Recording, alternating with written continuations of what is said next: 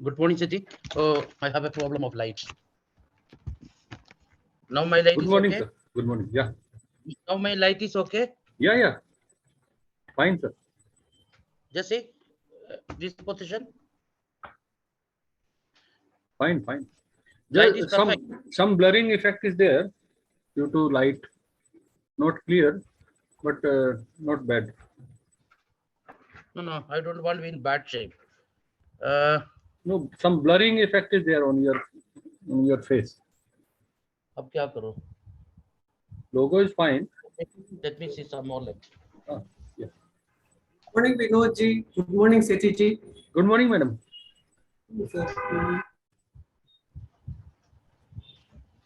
Siti, आप कैसे हो? Fine, sir. Up. Not perfect, sir. Still not perfect.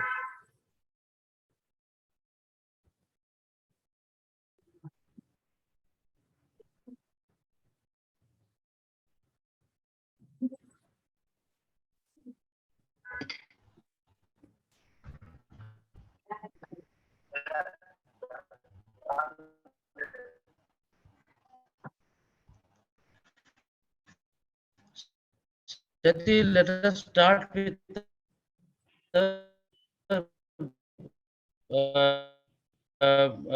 Puranik and director. Mr. Puranik, Mahalingam Suresh Kumar. Mr. Puranik. Yes, Mr. Puranik, please go ahead. You are muted, sir. Puranik, sir, you are muted.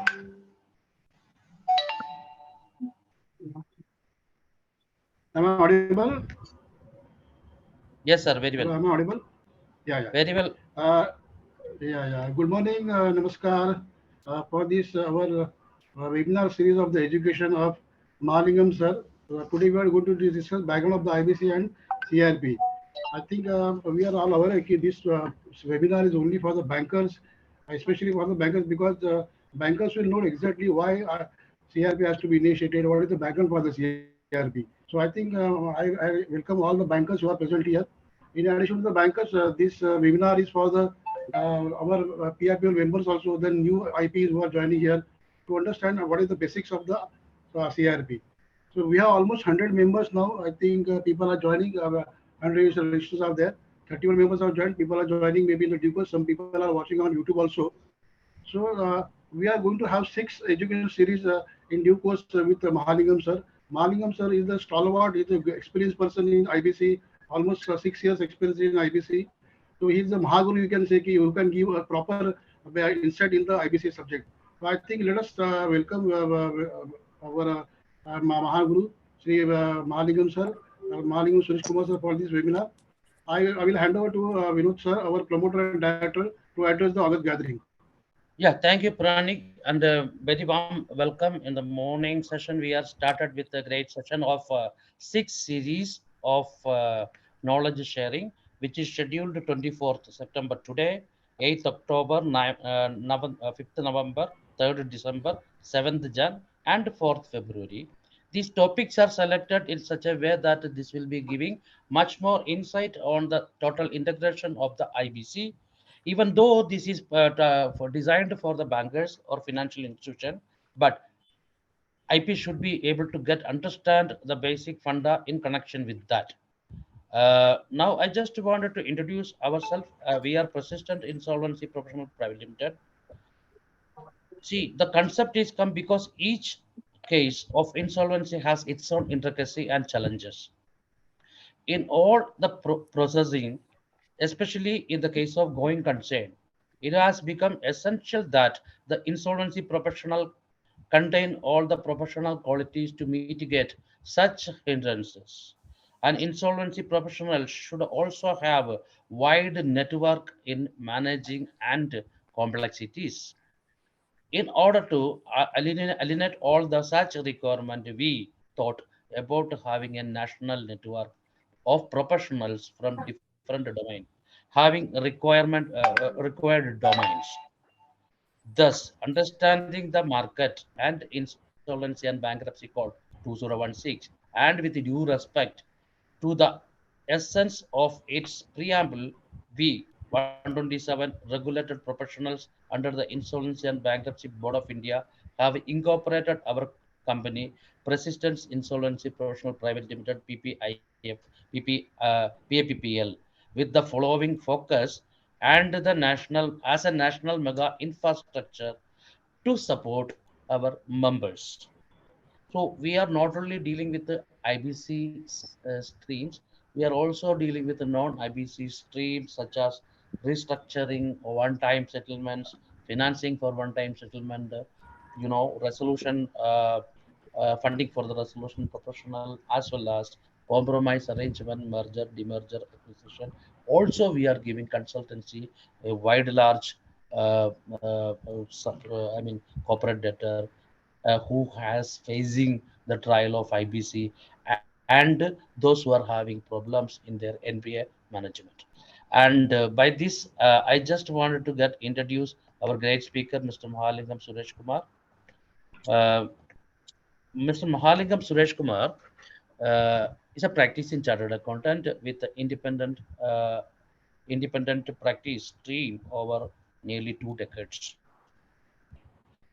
He has been active since insolvency professional life, since the advent of the Insolvency and Bankruptcy Code 2016. He's an early bird, okay, and rich experience in this domain. He has handled more than 15 assignment. Assignment means the company cases, okay. In the IBC domain, he it resolution professional or liquidator and part of the extended professional support services for more than 100 corporate insolvency resolution process and liquidation process in the IBC framework. In the domain, he has also handled various transaction audits, Section 29 compliances, certifications, and resolutions plan feasibility study of various IBC cases for leading banks and for IPs. As an active member of Institute of Chartered Accountant of India, regularly conduct training sessions of IPs across the country. He is also a FEMA expert, consultant, registered valuer of financial assets and an insolvency professional. To my members, I just want to say that I have been trained under Suresh Kumarji for the last 3.5 years. That's the reason I got able to deliver and build up the platform and navigate all our members of PAPPL. I give a special uh, uh, thanks to Suresh sir from taking me, molding me into the insolvency professional platform from my corporate career. Yes, this is the time. Welcome, Suresh sir. Now it is the time for you to get presented the session. Request to the members, please keep all your questions at the end of the session. You can ask any question in entertain you. That is what hitherto, whatever the program so far we conducted and the way Suresh sir is handling it. Suresh sir, welcome sir. Yeah. Good morning and thanks for such an elaborate introduction. I hope I am audible to all of you. Other I have to make Yes, sir. Yes, okay. And I think at the outset I will thank the opportunity given by the Persistent Insolvency Professionals Group for running this series, more specifically focused for bankers. It is very interesting and very important for all of us to run this series because bankers are the people who are going to give us the assignment, and if the more we keep them educated, the more we keep them up to date on that matter. So it will be helpful for us as they will help us, one, in terms of providing us assignment, second, in terms of how, while we are running the CIRP process, if they are knowledgeable enough, then it is easy for us to handle. Otherwise, you have to keep on educating them on everything, and it will waste our time. Sometimes they may do some things which is incorrect or unlawful because they would have thought that in the banking angle. So now this series which we run for the bankers will be of a great help to the insolvency professional in terms of getting professional assignments from the bankers in terms of managing the CARP or liquidation process, because day by day the insolvency process and the liquidation process both are becoming complicated in the sense days driven, number of days driven. Earlier only 180 days was the target in CARP where everything is day driven. Whereas in insolvency, we had in the liquidation, we had elaborate timelines. It was not so strictly monitored in liquidation. Always we had cushion timelines. But now with the new amendments which came up in this month, even liquidation have become much more stringent than CARP, wherein you will have very, very tough processes to manage, tough deadlines to adhere to. That's how they made the liquidation also procedure and timeline driven, at par with the CARP thing. So that's a major change has happened. So in this course of whether CARP, bringing the CARP case or managing the CARP or managing the liquidation process, in all these levels, we require the support of the financial creditors, especially the bankers, secured financial creditors. If they are knowledgeable enough on this subject, it will be easy for us to navigate, carry the COC meeting or SEC meeting in a way very positive for the CARP. That means in terms of best realization possibility on that. So I'll just share the screen. I had a short PPT for, to run around 1 hour 15 minutes from now on. And I hope the presentation is visible. The topic what we have chosen to start with is a IBC background and the initiation of CARP. Okay, IBC background, I'll take about 15 minutes to give you the background of how this IBC originally started and now how it is evolved up to now. And in initiation of CARP, yeah, we all know only 3 sections are there, section 7, 9, and 10.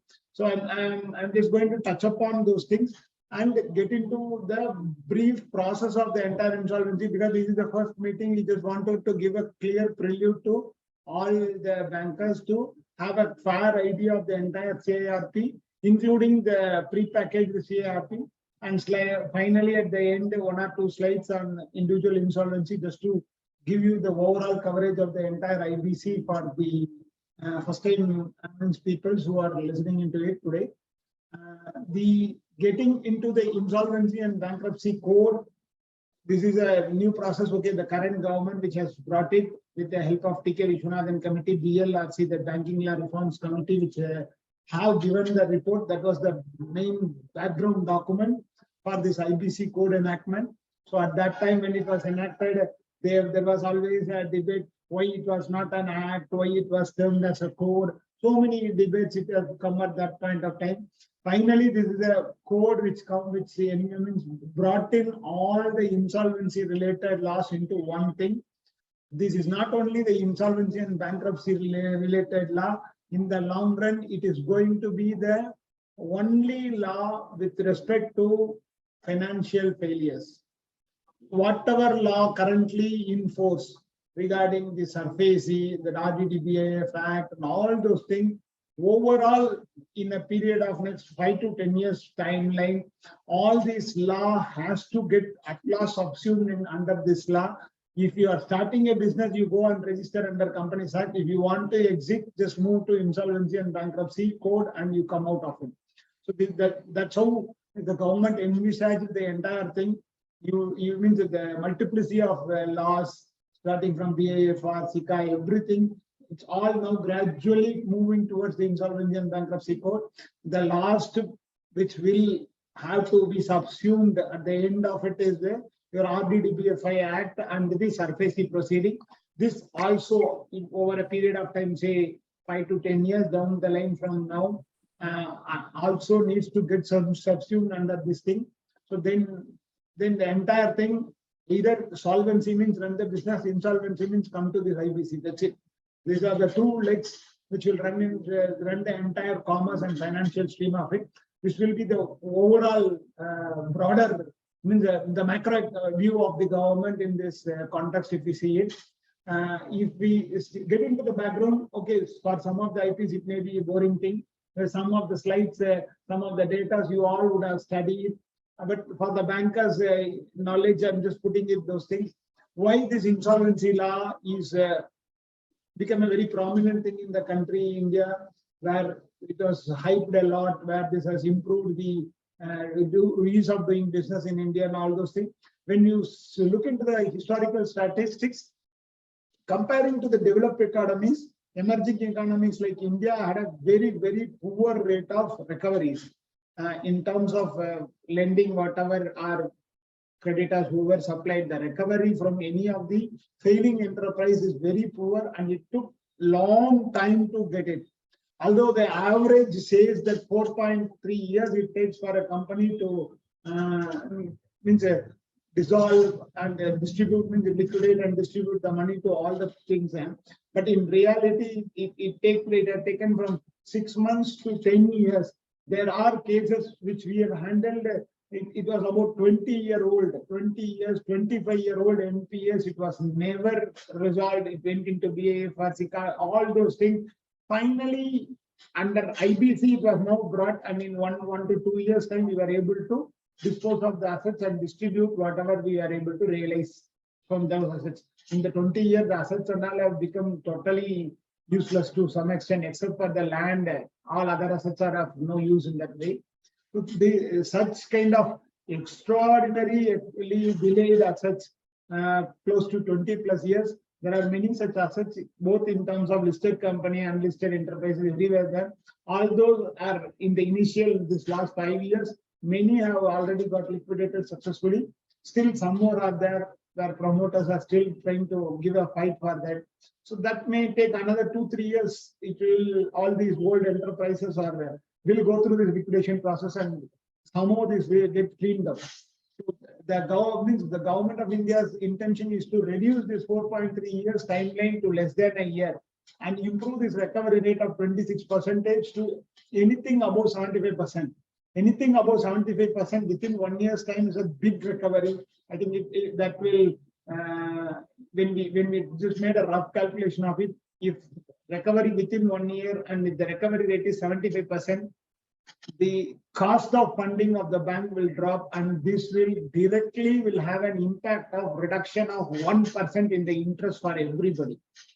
You know, the risk is the major factor which determines the interest rate. If these recoveries are improved and the timelines are improved, certainly the overall cost of funding of the bank will decline, and this can turn into minimum of 1% reduction in the interest rate, in the lending rates to the business. You just imagine 1% reduction is a big thing for a country like where we are having a bank rate between 5 to 7% ranging between those periods. So 1% reduction will be a very big thing. So that's the biggest intention of the law, to facilitate the failing enterprises to exit. And second, if you see it up, when this present government, when they wanted to come in, their election agenda, if you had seen, they wanted to create about 2 crore employment. 2 crore employment opportunities. If at all they wanted to create it, at least the government has to mobilize investment of at least 2 lakh crores. If you want to create 2 crore employment, imagine 2 lakh crore of investment you have to mobilize inside the country to create that kind of employment. And those products also requires demand, has to create adequate demand in the market. So many various factors were attached to it. On the other hand, when they studied, they had narrowed down approximately 14 to 16% of the industrial assets are lying idle in the enterprise, in the country. In the sense, about 100 units are constructed and are producing. Out of that, around 14 to 16, say let's take average, about 15 units are closed. Only 85 units are running. Across India, this was the average scenario.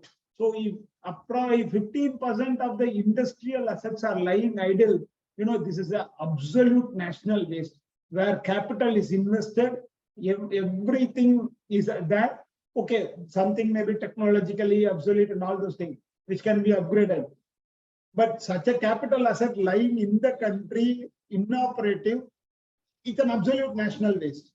Now, one side you wanted to pump in 2 lakh crores to create 2 crore employment. On the other hand, you have 15% of the industrial assets lying idle. And if you take the employment ratio, this 15% of the asset itself can generate more than 2 crore employment. But it's all debt. It is the promoters are sitting with that asset. Neither they are operating nor they are selling it to others, somebody who can take and operate that entity. But that's the practical problem the government is facing in that matter. So keeping that in mind, the government wanted to to give an option. One, voluntarily the promoters themselves just get out of it and see that all these assets are put to use in another hand. If they are not willing to go out of it, let the law be clear. There is no scope for them to go and obtain stay and drag the matter. They wanted to make it a tight law wherein the lenders will give a gracious exit to the promoters. You just see that the thing, it is a gracious exit to the promoters, and these assets will change the hands. Literally, it is just the changing of the hand. They are not creating any new asset. Somebody has money, the promoter doesn't have the money. To run the enterprise, you just require money. And the price, at what price it will go. Just because originally the company was created with 50 crore loan and with accumulated interest, it is currently 200 crore, but that business is not worth 200 crore. Today, that business is viable at some X price. The willing buyer will be ready to buy that asset for its worth as of now. Its worth may be 30 crore or it may be 60 crore. So if it is offered at 60 crore, the willing buyer will come and take and run it out. On the other hand, bank has to write up. Bank might have carried the book in their carried the liability in their book, say maybe at 75 crore or 100 crore. With accumulated interest, it may be 200 crore. But in reality, bank has already lost all the money. They would have 100% provided for all those things. But bank also sitting with it for various legal reasons, cases. The asset was completely unproductive. Now, through this insolvency process, the new buyer takes over, and he takes over at a price which is affordable for him. So for him, it may be the affordable price is 30 crores. So he will pay 30 crore and he will take it. For bank, their original lending may be 50 crore, and today it may be an outstanding of 250 crore. But it's not worth that much. Today it is worth only 30 crore, means they are just at least getting that 30 crore and making the asset protective instead of sitting with that asset forever with the paper, so many zeros only in the papers. So now that becomes productive. So the way the government conceived it is, one, all the productive assets they wanted to make, unproductive assets want to make it productive. This includes many licenses, code licenses, spectrum licenses, various national resources which are allocated to some parties based on some eligibility, some tenders, all are stuck, including the road projects. You might have come across many road projects where due to their inability to mobilize working capital, it was hanging halfway in everywhere. Many of the infrastructure and the real estate projects are stuck. You would have seen in bigger cities where the building will be stuck and it is half constructed and is lying there for 3 years, 5 years. There are buildings which are lying in that way for about 10 years because the promoter was not able, neither was able to sell that entire thing and mobilize the money to complete that, nor able to generate any borrowed funds to further complete that project. It's just stuck forever. It is such a disastrous situation in context of the home buyers also, because they have paid 50% of the money. They don't know what to do. They are very poor families who have saved their savings and they have put it for buying a flat, got stuck. This is how the entire economy was in parts. One part of the economy is struggling just because of lack of capital in the hands of the promoters to run the enterprise and complete the projects what they had taken. But banks are not ready to fund those failing promoters because they have failed. They are not able to successfully run it off. They have lost their invested money. Now only what money is there is the bankers' money is there. So now bankers are not interested to put good money behind the bad money, chasing them. So all these factors were altogether assessed by the Banking Law Reforms Committee, and they have studied various insolvency laws of different jurisdictions, and at last they come up with this Banking Law Reforms Committee report, BLRC report, which was the fundamental document. Anybody wants to master on the IBC, the background material, the first material what you can see is the BLRC report. Even today, wherever there is a difference of opinion arise, people resort to the BLRC report, and based on that, the IBC law have been enacted, and we have seen it out. You know, the ease of doing business have improved a lot from the previous 100+ numbers to the current scenario. That's a big change. This particular insolvency law has been brought in, which is providing a gracious exit to the failing promoters. The failing may be any reason, maybe technological change in the business or their inefficiency to run the business. Whatever be the reason, now at least they know how to go out of it. There is an option available under the law, a clear option available through a court process, and they can get a clean sheet and go out of it, and they can start a new business, new venture from scratch. Okay, subject to some other individual insolvency if it is attached, that also they have to address it in that way. So this is the overall background. If you see the purpose of having this insolvency law, government wants to from 4.3 years timeline and 26% recovery, it wants to bring it to less than a year. Okay, bringing it to less than a year in one go is very difficult. Now the ranges, it ranges in 2 to 2.5 years. Once the NCLT and all are full swing, if it operates where they are struggling with the lack of judges, it can come down less than 2 years. And we hope that the overall this law will bring the entire resolution process between 9 months to 18 months.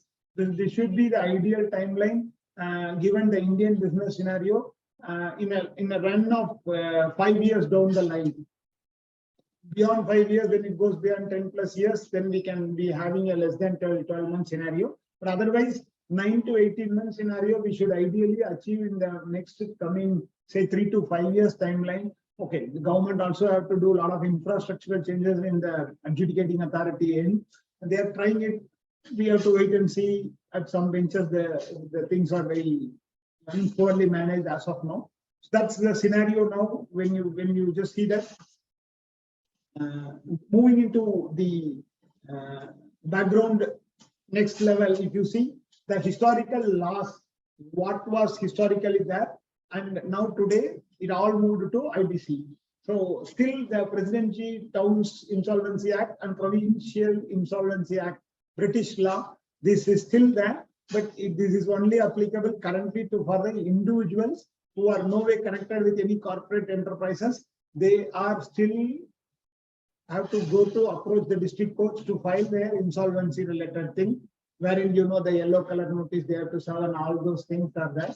So that law is that again, once the individual insolvency is fully notified, this part of the law also will be repealed.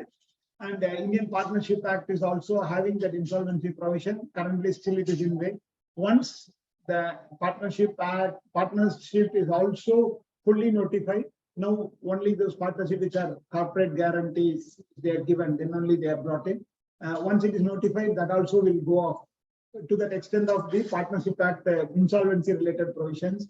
As far as Companies Act is concerned, major part of insolvency has been brought into this code, and LLC anyway it is under this. SICA is no longer valid. That otherwise it was the SICA was the only provision available wherein BAFR and all those things. Which had a unique way of determining the sickness in the enterprise where 50% of the or 100% of the net worth is eroded. Based on those provisions, the matter has been taken to insolvency BAFR, and it was BAFR. So there are very, very remote chances of cases successful. All other things were just dragging for years, for 10 years, 15 years. Today, many of those BAFR cases are brought under IBC and almost are getting resolved either in the form of some sort of resolution plan or in terms of liquidation and distribution of the assets. So that is also no longer in date now. Whereas SARFAESI and RDTBFI Act, these two are currently in force. Still, relied by the bankers for to a greater extent. Maybe due to some adjudicating authority delays and all, still bankers are resorting to the SARFAESI methods or DDBFI where the DRT is regulated and that. So these two laws are currently in force. It may take another 10 years time to this get subsumed under the IBC code. We have to wait. Anyway, we are there. We are going to witness that change in the due course. Apart from the SARFAESI law, under the banking regulations, there were CDRs, JLF, the SDR, and S4A schemes where they had given all these schemes are rolled out for very large accounts. You would have heard about the 12 identified large accounts which RBI have done it. I have listed down in the subsequent slides. These are also now gradually eliminated from this process. Now, anything which you have means a settlement option or a resolution option available. Now, government banks are also pushing it to put it through insolvency process, and they are doing it up. RBI also issued circular not to continue with any of these schemes in the long run. So that is you see the pre-IBC era where you have so many insolvency related laws and recovery laws where there are handling the stress of the company, how it will be recovery, the SICA, for all those were there. So all these are now getting subsumed under one law, Insolvency and Bankruptcy Code. It was just enacted. When it was enacted, it has had only CARP regulations on 2 rules and 2 regulations. It was notified in 2016. And now you have 10 plus rules and 20 plus regulations have come in the IBC, the book, which came out with some 200 pages. Now all the books are now at least 1,000 pages. Each of the insolvency related, the book you wanted to buy with all the rules, regulations and codes, now it runs into 1,000 pages. So in the 5 years, IBBA also made so many changes, enacted many regulations for each of the things. And if you see, it has now become a procedural law. Once an IP takes the case, what he should do, what he should not do, all things, to the best possible extent, all are brought under the regulation. Whereas when you compare with the Western countries, where the law is not so elaborate like how we are having it. In India, they don't make amendment much in the sections. Instead, they make a lot of changes in the regulation and they define so many procedures. But when you take Western countries, they don't make it as laws and regulations in such a detailed procedural manner. And there, especially if you take UK, the act is small and the rules and regulations are limited. But there, like IPS, what we have here in Indian Institute of Insolvency Professional Association, ICSI, so many IPS, they make so many standards for the insolvency practice. In accounting, we have accounting standard, auditing standard, company secretarial standard. Like that, the Western economies, those countries have come out with insolvency professional standards. There, many of the procedural aspects are not codified in the law. It is all more defined in the insolvency professional standard, SIPs, they have it. There, right from the conduct of meeting, how the notice to be served, how the voting, how the resolution plan process, all those things are defined under a professional standards are defined in that. Here, everything is coded, everything, there are regulations, there is a timeline driven, and if you are not able to complete it, you have to pay penalty if you are not filed it in that specified day, 3 days, 7 days form. Otherwise 500 rupees per month penalty. So many things. They are just trying to enforce everything through a coded law and regulation. Whereas the developed economies go more towards professional standards. Professionals are interested with the responsibility to implement a stronger quality control mechanism and abide by their own internal standards, what their institutes publish, and deliver the implementation of the law. So India, it will take another 5-10 years time to get into that kind of mode. Hardly we have about 4,000 IPs. In that, AFA holders are also about 2,500. And if you see in real terms in insolvency, we have just touched only 10% of the insolvency matters. The major chunk of insolvency lies in the individual insolvency and the partnership related insolvencies, where we are yet to lay our hands in that. Only, the personal guarantor to corporate loan, that only is just now started. Hardly 90-100 cases are admitted in that matter. The bigger chunk of cases are lying there. Just we are in the tip of the iceberg only. We are dealing in the CARP, but amount wise the CARP had a larger amount basis. But here we had a biggest comfort of we are dealing with an entity which is always represented with the council, and it is easy to deal it in the court. But when you come to individual insolvency, when you deal it in DRT, many emotional issues will come up. It will not be seen as a different entity. It's an individual where their personal assets, their house, their jewelries, many are touched. So that will have a bigger impact, which we have to see that in due course, where we have a lot of opportunities also to work upon. Okay, so when you see with the old act, what is the current thing? If you see, it's a consolidated law amending all the insolvency brought under one place. The objective is to maximize the value within a time-bound manner. I'm sorry, for many of the IPs, these are all duplications, but for the bankers, it will be an information at the first session. So the intention of this law is to promote entrepreneurship, in the sense see, today everybody can come and start a business, but they are stuck when they wanted to go out of it.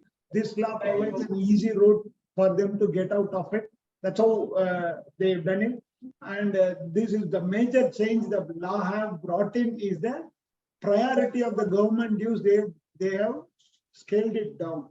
Earlier, the crown dues had utmost priority. Now the crown dues have been given a lower priority. Okay, this now is under a bigger question just because of the Rainbow Papers judgment.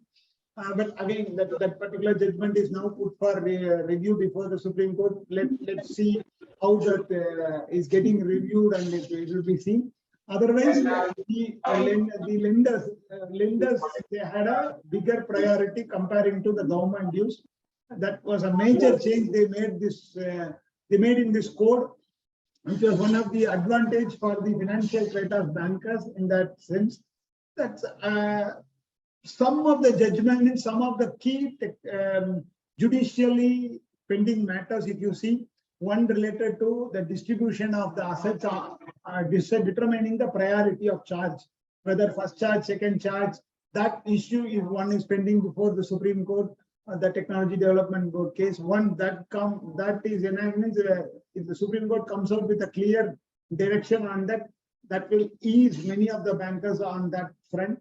And the second important matter is it is long pending with the Supreme Court. This was in terms of that, I think Master Karamchari Union, where we had a PF related, whether PF enjoys ultimate priority or not, to what extent that priority is there. So that is again is pending before the Supreme Court on that thing.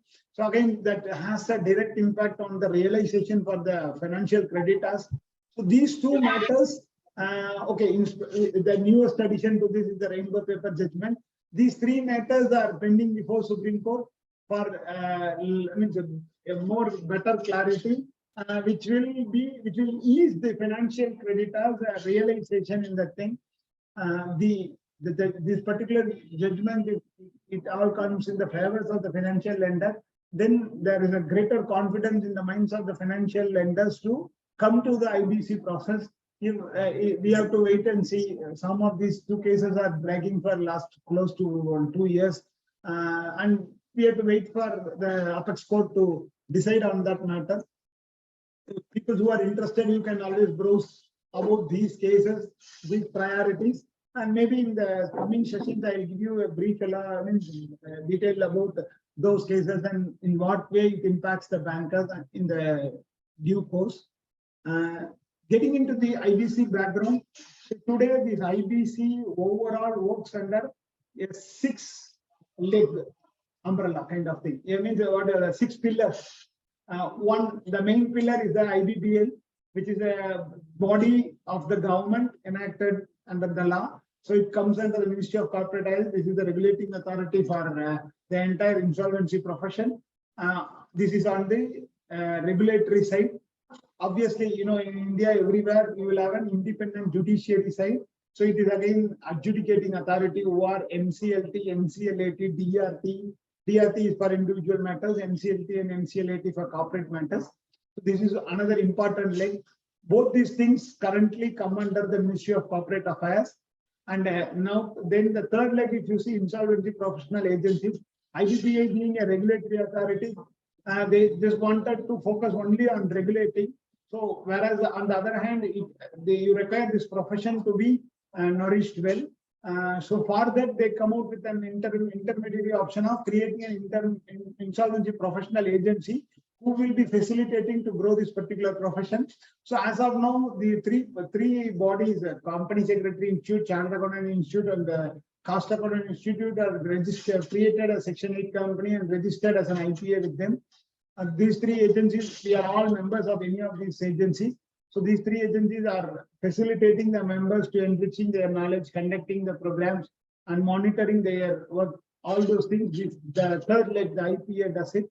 The fourth and the foremost important leg is the insolvency professionals, where we stand. As of now, about 4,000 insolvency professionals are registered. Of the 2,500 hold about means AFAs in the thing. That is the authorization for assignments. Okay, that authorization for assignment is also a new addition. When the original law was enacted, it was not there. Wherein once you want to become a member, you should not be in employment. So many restrictions are there. Later on, they wanted to have a break, means the difference between the membership and the practicing. Just like in Chartered Accountant and CES community, where you have certificate of membership and certificate of practice. Same way in the insolvency professionals also, they came up with your membership and the AFA. And this insolvency professional have another set of practicing thing called as insolvency professional entity, wherein the entity form of practice for professional support activities were established, means were allowed under the IPE. Now, it's just we are in the verge of it, where IPE also are likely to be permitted to act as an insolvency professional directly. So the amendments are already in the pipeline. That particular regulation, once the amendment comes in, it is not only that IPE alone individually have to take the case, the entity as such are also will be eligible to take the cases of insolvency. So that amendment is in pipeline. Most probably in a month or so it may come up, because the draft notice given, it was there in the July 2022. And to that IPE entity practice, in the fees amendment, they have already brought in the amendment for IPE as an entity. But as a practice to get the certificate, that amendment alone is awaited. We may get it in another 10 to 15 days timeline, I presume so. And the fifth leg, what you see is the information utility. Information utility is nothing but the information of credit, on-time payments, credit defaults, all those things will be available at one repository, where that will become a standardized database for any adjudicating authority to take decision, or for the insolvency professionals to decide on the claim process on those matters. Currently, NESL is one agency registered as an IU. Other than that registered NESCL IU, you have various other information sources like CIBIL, like ROC, MCA database, many various places where you are able to source many credit related, default related information. So the IU is another leg which is getting established. It is yet to become full-fledged thing. Still, I mean, about 75 lakh records plus are coming information utility NESL. But it's still a long way to go where this becomes the fundamental for entire thing. So that's the thing. And the sixth leg, registered valuer organization. Over the 70 years of independent India, we never had a regulated law for valuation. It all were in an informal way. So either the chartered engineer, they had a system of it, bankers, everybody, they just make an internal circular, internal procedure to have their registered valuers in their empaneled way of it. Now, Section 247 of the Companies Act have been amended, and they had recognized the valuer's profession under the law as a registered valuer. consequent to that particular 247, and if the registered valuer becomes a key in the process of insolvency, the Ministry of Company Affairs are entrusted this particular valuation task, means this organization to be managed and by the IBBA as an intermediary thing. So IBBA took charge and they have come out with registered valuer rules. They have, with the help of MCA, they have done. And now the registered valuer organizations are also being established, similar like IPAs, wherein many of the registered valuers are members. So there are 3 categories of registered valuer: financial means financial asset one side, land and building one side, and plant and machinery and related things on one side. All these 3 sets of valuers are members of either of this RLU and are regulated under the IBBA. So these 6 pillars are the fundamental for this IBC functioning. The entire ecosystem works on it. Everywhere the insolvency professional, that's we play the major role to ensure that this entire IBC becomes a successful thing. Whether we do it or not, for the country as a whole, this IBC has to be successful, because the entire country operates on the commerce which wherein the businesses operate. There are entries and there should be a clear exit so that the commerce flourish well. So as an insolvency professional, although we are working on the bad side of the business, where the failing side of the business, but our role is very important so that there is a clarity for any business enterprises. But it is not that the way they come in, they also have to go out when it was a failing thing. They should go out in such a manner that the loss to the economy is minimal. See, when they continue in that thing, if in a failing enterprise and they get into the vicious circle of debt, the loss to the economy as a whole is enormous. The early signals of the insolvency is noticed, and if the diagnostic measures are taken, the loss to the economy as a whole will be minimal and many people will flourish. If you have seen the historical trend of it, many of you have many clients and all, they would have, where one enterprise failed, they would not have closed. They borrowed, they took many products on credit from the suppliers, and they failed to pay to suppliers.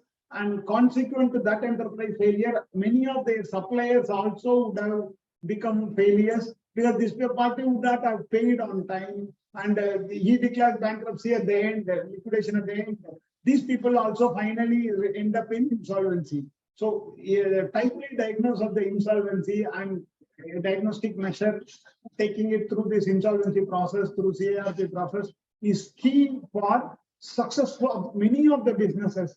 Many businesses today collapse because the related enterprise collapsed. So the related enterprise, its collapse, if we are able to arrest it at the earliest stage, many of the dependent enterprises failure can be prevented. It can be completely arrested. So that's where the insolvency professionals, we play a key role.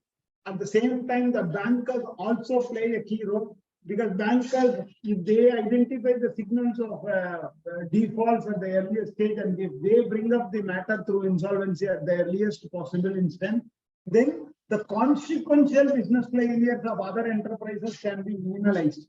If the banks were able to diagnose through their defined law of MTA and all those things, and if they bring it to insolvency courts at the earliest instance, then the revival of the enterprise, either in the same hands of the promoters or in the hands of the new promoters, the business will continue, and the loss to the operational creditors will be minimal, and the loss to the financial creditor also will be minimal.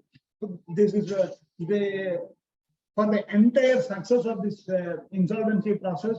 One side, the insolvency professional play a role wherein their ethical way of running this insolvency process and delivering the best professional service will see that the business enterprise gets revived. This is on the one side.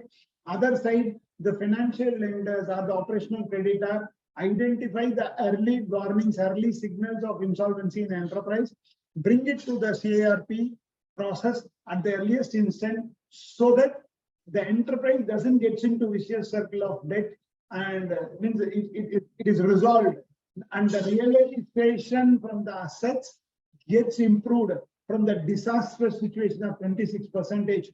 to as more than 75% plus in the coming years. So that's one of the key thing in the IBC, which we all have to make a joint effort for success of the process and for success of the commerce as a whole in the country.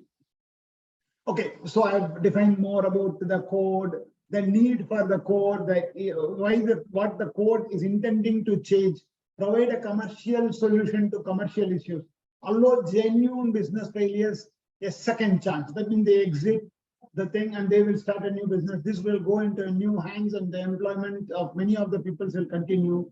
What does this code change for the lenders? What it changed for the borrowers? I'll leave this presentation to the organizers wherein they can share it with all of you. All of just theoretical things to read it out. How can the code help fast track the resolution? Just see the milestones, what it has come. This code has been imposed in May 2016. December 16, they have first notified the corporate insolvency. Exactly 3 years from that, December 2019, they have enacted the guarantors, the personal guarantors to the corporate loans. So going by the strength, all the personal insolvency related everything, December 2022, it should come. But the COVID has delayed many of these processes. The full-fledged implementation of the individuals and the professionals and the partnership and all those things. I mean, in my opinion, it may take another 1 to 2 years timeline because the law is yet to settle. The Supreme Court has yet to give some clear-cut wordings on individual insolvency related matters. Some constitutional validities challenges have been already settled. The other processes, still some of these cases are pending before the Apex Court needs decision. Post that, the individual insolvency also will come in full swing. We as insolvency professionals have to be prepared because that's where the plethora of opportunity available for many of us. Where every corporate case will have 3 to 5 individual insolvency case one side. But whereas when you go into bankers, many of the when we discuss with the bankers, when we seen it, the number of NPA cases what they have between the corporate and non-corporate side, the corporate non-performing assets are hardly 5 to 10%. The non-performing assets in the case of individuals and the partnership related are close to 90+%. Just imagine now today 3,000 cases are of CARP is there. Immediately it is around 27,000 plus cases of individual and partnership related insolvencies are yet to come into the net. For that, the major revamping in the DRP and all has to happen. I hope the government will take it serious in the coming months and they will try to make it robust in that sense. That's if we see the milestone. I'm just giving you an overall picture of the insolvency code, which is having about 282 sections as of now.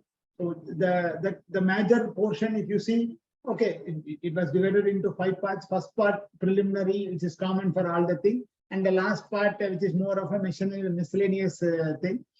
Part 2 deals with CARP, which has starting from section 4 to 77A, about 74 sections are there. So many new sections are also in between they have introduced in that. And between 79 to 187, about 110 sections there were. This all deals with individual insolvency and partnership insolvency, except for the fresh start process, which is 80 to 93.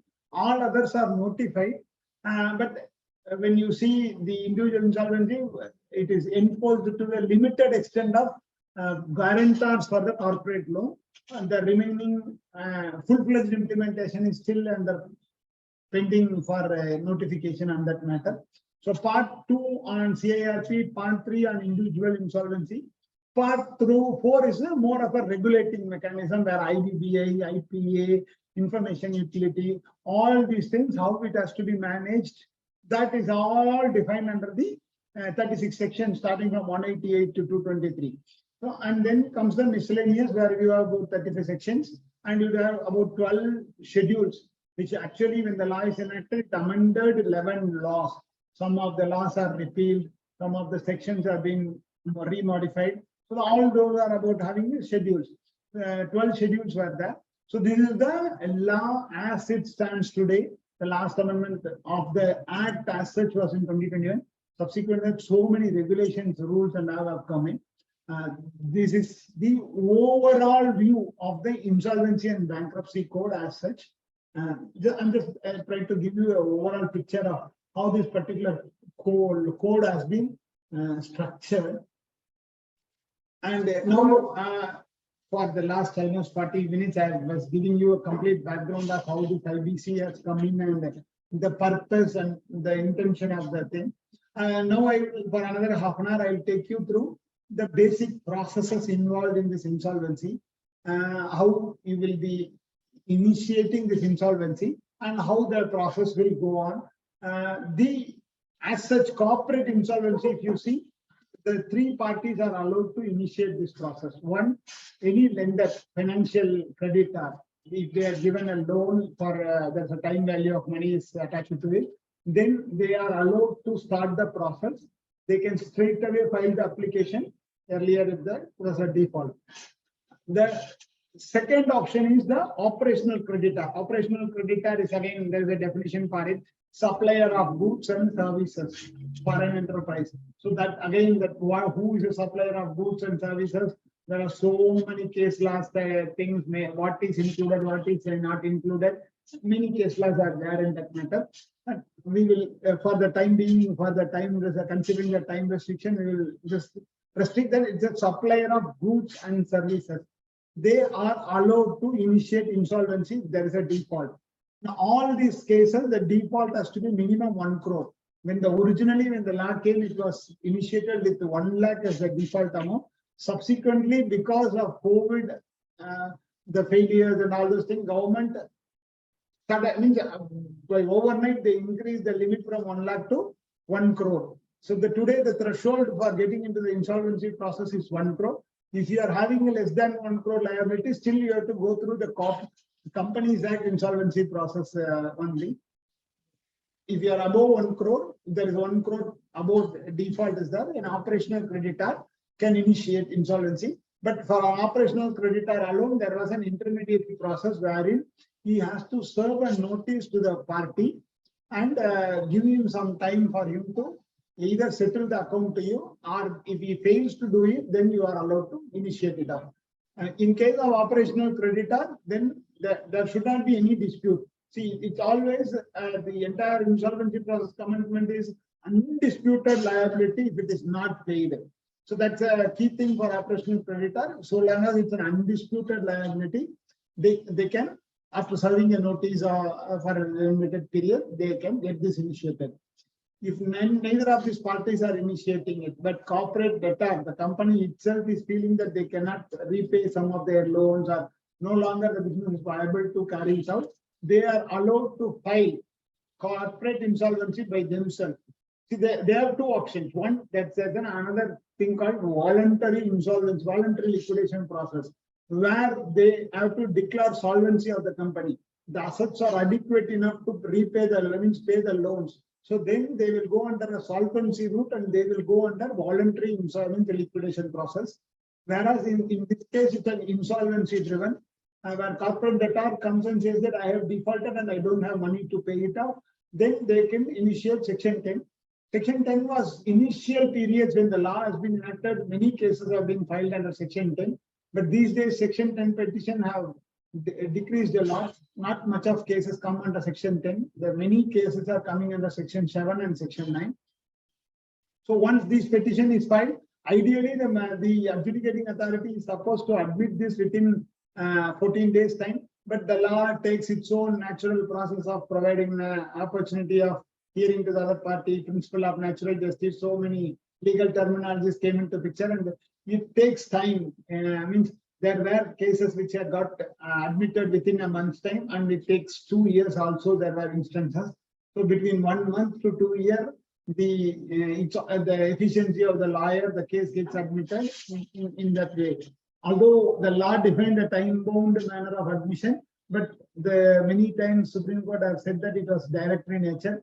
So courts are taking some sweet time to decide on the admission and of either FC or OC the matters. That's on the admission side when you file a petition. what happens when the petition is admitted? Once you file a petition and the court admits it, when the court admits it, so there is a slight difference between this corporate insolvency and individual insolvency. When in the individual insolvency, when you file a petition, then immediately interim moratorium comes into picture. But whereas in case of corporate insolvency, nothing comes into play when you have filed the petition. Only when the matter is adjudicated and the adjudicating authority passes a final order, on that day the moratorium comes into picture.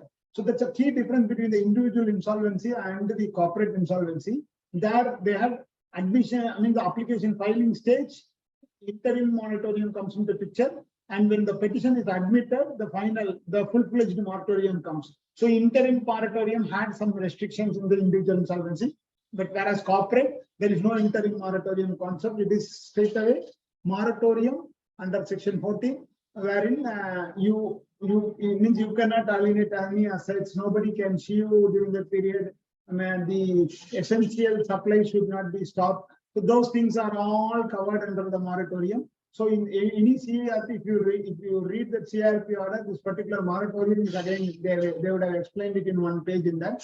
And then as soon as the CIRP is commenced, within 3 days, you have to make public announcement. There's a role. An IRP has to play a role.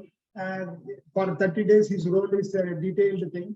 So that and all, our PAPPL had earlier also had a similar session on that 30 days life of IRP. So we will have it in due course, that session in detail, what and all he is supposed to do during the 30 days period. Now, given the topic of initiation of CIRP, we'll restrict at this stage. So public announcement comes into picture. IRP, in the IRP has been appointed and that in that particular order, as per the section 13, each classes, these things are all pronounced in the CIRP commencement order, be it section 7 petition or section 9 petition or section 10 petition. That's an elaborate order, which is the start process of the CIRP. And from there, the IRP and then will be confirmed as RP, run the show for 180 days or plus 90 days, 270 days. So he will run the show to resolve the enterprise and see that the property, the entire asset is put to use. Either the promoter himself finds the ways and means to come in, or new buyer comes and takes over the enterprise and run it off. That's it.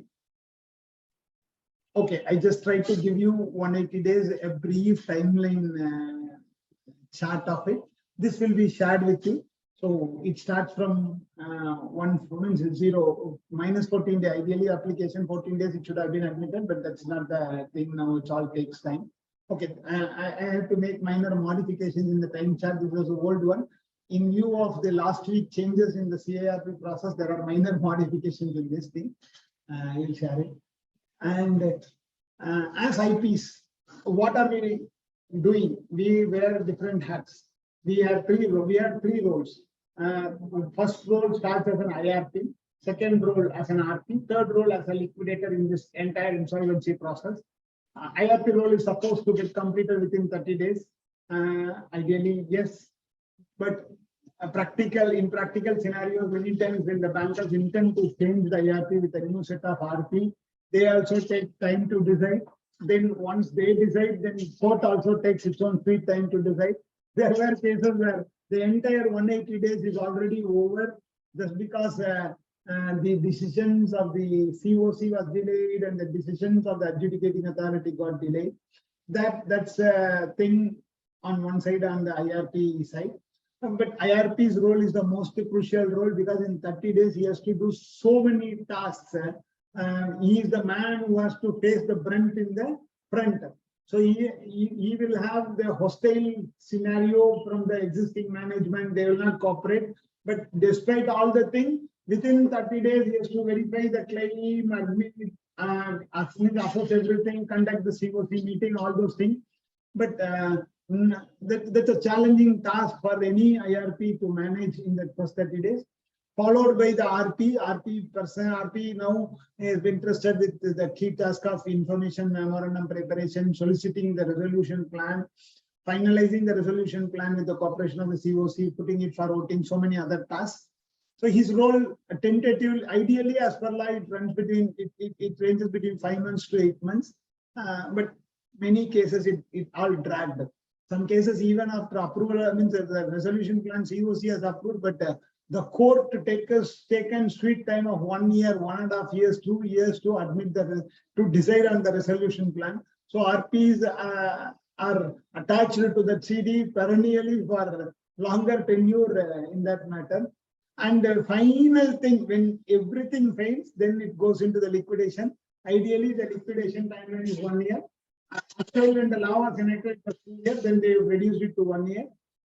But if you have gone through the latest statistics published by IBBA in the last newsletter, many cases run beyond 2+ years, 3 years, 3.5 years, and all. Many liquidation cases have run. Not because of sale regarding the sale of assets, but because of many of the litigations attached to this insolvency process.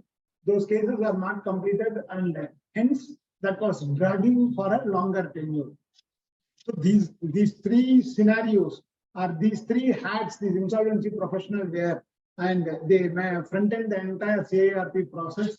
And this is where we come across with the bankers on one side, with the suppliers are on the other side, and more important, the promoters on the opposite side, where the entire thing is in a hostile approach. It happens. That's where we are able to navigate with these promoters, and we are able to get the data and support of them in time. It will be easy for us to run the entire process. If their support is lacking, then it is a difficult task for any IP to run the CIRP process. That's where the experienced professionals are called upon for this profession, where we will navigate through the tough peoples and see that the things are managed. And I just put it something about this committee of creditors and all, because it was a knowledge series for the bankers. So bankers have the important role in the CIRP process through their percentage, through their representation in the COC and their decision-making powers in the COC. You know, the entire insolvency law is that it is the creditor in possession and the creditor in control. When the business is run by the promoters, at that time the business is in the control of the promoters, and the entire assets are managed by them. So that's where the scenario does. We just term it as debtor in control and debtor in possession of the asset. But once CIRP is commenced, the entire scenario changes. It is creditor in possession and creditor in control. In the sense, the entire business, its assets are taken over by the IRP from the business, from the promoters, from the debtor that comes to the creditor's hand. Creditor in the sense it's a COC. So initially IRP takes it, and then later on is guided by the COC. So the board of directors, the powers of the board of directors of the company is suspended on the date of CIRP commencement, and from 30th day onwards, the COC comes into picture. The COC is an equivalent body.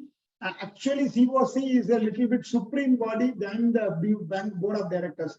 Because board of directors, again, their powers are regulated under articles of association, and for major decisions, they are supposed to go to the AGM, the shareholders thing. But whereas in committee of creditors, there is no body beyond it. They will finally only go to adjudicating authority approval. So the commercial wisdom of the COC is the most crucial thing, because they enjoy the power of both the board of director and the shareholders in the whole thing. Because now they are in possession of the asset and they are in control of the entire enterprise. They are involved in decision making of majority things, and they are guided by voting share 66%. Some cases it is 75%, and in one or two cases it is 90% voting.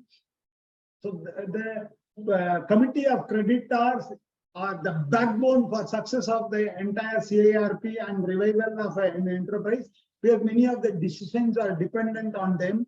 So their commercial wisdom in taking decisions in reviving the enterprise is most crucial. And in majority of the cases, the entire judicial system, right from the NCLT up to Supreme Court, have upheld the majority, means upheld the commercial wisdom in favor of the bankers, whether in terms of approving a resolution plan or rejecting a resolution plan or approving a withdrawal petition under section 12A, all the matters and all the key matters, the commercial wisdom of COC has been upheld. So that's where the bankers' knowledge on the insolvency process, the bankers' knowledge on that particular industry, and when the proposals comes up for approval before them, their commercial wisdom plays a key role.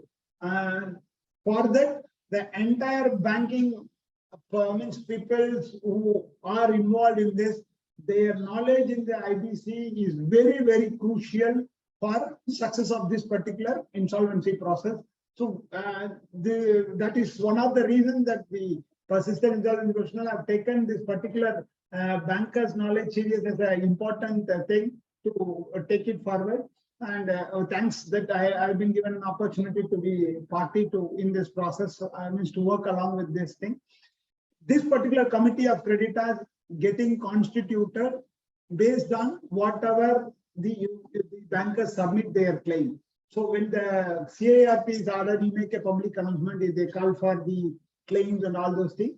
On 21st day, he completes the list of stakeholders, list of creditor, and he constitutes the COC.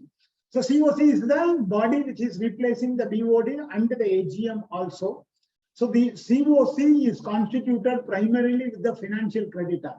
Unrelated financial creditors means that many unsecured loans may be there, a secured loan from related parties may be there. So the person who are related to the promoter group, the entire CD, they are not allowed to participate in the meeting. They are not allowed to have any voting in the meeting. Unrelated financial creditor. So financial creditor is a person who had given loan against an agreement for the time value of money. So again, who's a financial creditor have been debated a lot in the courts and many judgments are there. We are not getting into it. Today, if you see, you are a financial creditor, provided you are an agreement, you are given a loan and that's for a time value of money is attached to it, then you will become, you are eligible to become a member in the committee of creditors. So committee of creditors of financial creditors only, that will be constituted by the IRP, and he will call the COC first meeting on 30th day of the CARP process. So here the COC will have secured lenders, unsecured lenders, private parties who have given loans, all will be there.